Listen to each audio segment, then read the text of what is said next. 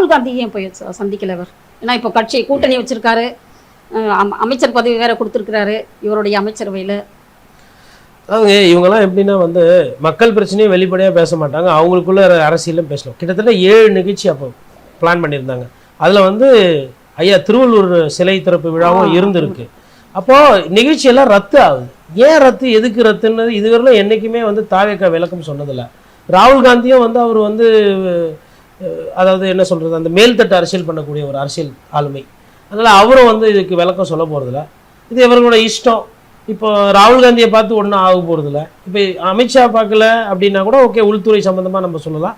இல்லை அம்மையார் நிர்மலா சீதாராமன் சந்திக்கலன்னா இவங்க எப்படி பணம் நாளைக்கு கொடுப்பாங்க, இவங்களுக்கு எதாவது கால் போச்சுப்போ நம்ம சந்தேகப்படலாம். இது ஒரு கூட்டணிக்குள்ளே இருக்கிறாங்க, அது வெளிப்படைத்தன்மை இல்லை. மேபி விஜய் அவர்களுக்கு ஒரு பதட்டத்தினால சரி அவர் கேன்சல் பண்ணாரா இல்லை ராகுல் காந்தி கேன்சல் பண்ணாரா எனக்கு தெரியல. ஆனால் எனக்கு தெரிஞ்சு இந்த மாதிரி விவகாரம்லாம் விஜய் அவர்கள் கேன்சல் பண்ணுறதுக்கு வாய்ப்பு இல்லை. ஏன்னா டெல்லியில் இருக்கிறவங்க எப்பவுமே அவங்க தான் ஒரு அரசியலில் காலை முன்னெடுத்து வைப்பாங்க. யாரை சந்திக்கணும், எப்போ சந்திக்கணும், எவ்வளோ நேரம் செலவிட பண்ணணும், அந்த மாதிரி. ராகுல் காந்தி மேபி இல்லை இப்போ வேண்டாம் அப்புறமா பார்த்துக்கலாம் கூட சொல்லியிருப்பாங்க. மேபி அடுத்த மாதம் திருப்பி டெல்லி போகிறார், அப்போ சந்திப்பாங்கன்ற மாதிரி பேசிக்கலாம்.